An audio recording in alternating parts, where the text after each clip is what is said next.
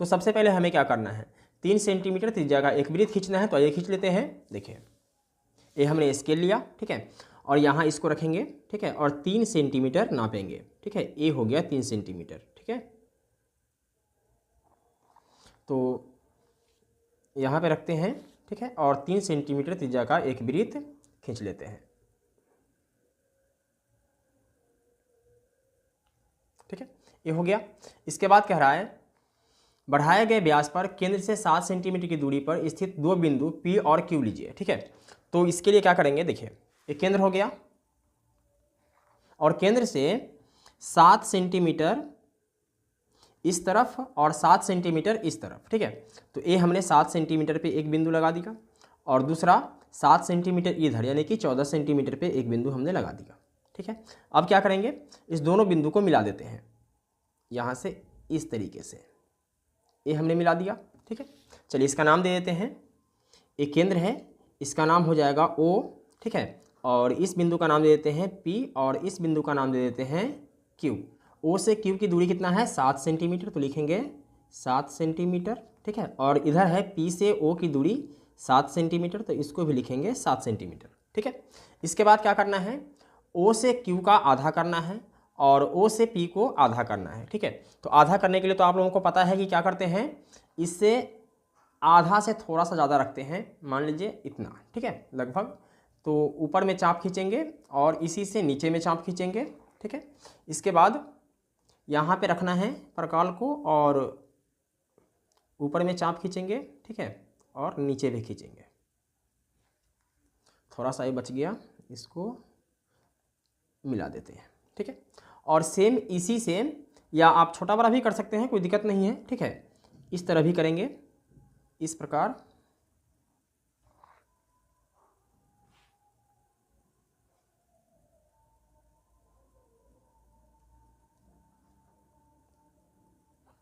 और इसको मिला देते हैं,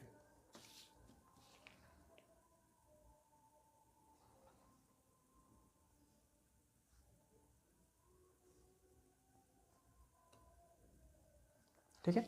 इसको ही मिला देते हैं,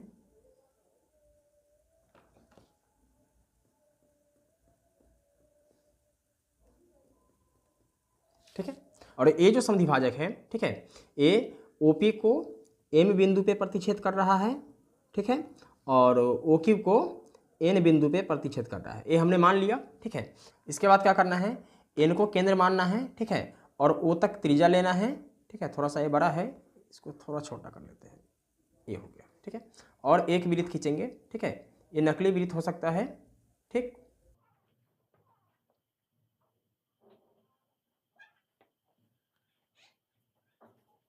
और फिर M को केंद्र मानेंगे और इस प्रकार से OP त्रिज्या लेकर के एक वृत्त खींचेंगे।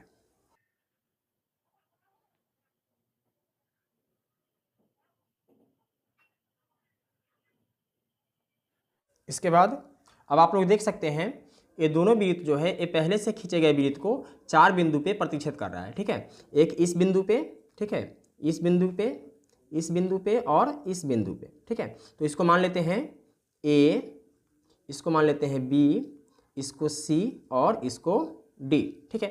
फिर क्या करना है, P से A को मिला देना है और P से B को मिला देना है, Q को C से मिला देना है और Q को D से मिला देना है, ठीक है। तो ये मिला देते हैं, देखिए इस तरीके से मिला देंगे इसको, ये मिला दिया,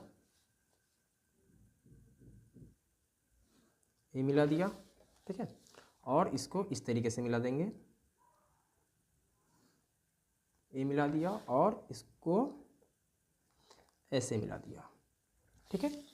कितना हो गया, देखिए 2 स्पर्श रेखा इधर से हैं और 2 स्पर्श रेखा इधर से है, ठीक है। इस प्रकार हमारा रचना बनके तैयार हो जाता है, लेकिन हमें औचित्य भी लिखना होता है, ठीक है। तो इसके लिए क्या करते हैं कि इससे इसको मिला देते हैं, ठीक है, और इससे इसको मिला देते हैं, मिला दिया। चलिए अब हम लोग लिख लेते हैं रचना के चरण, ठीक है। तो रचना का चरण कुछ भी नहीं होता है, जैसे जैसे हमने बनाया है वैसे वैसे लिख लेना होता है, ठीक है।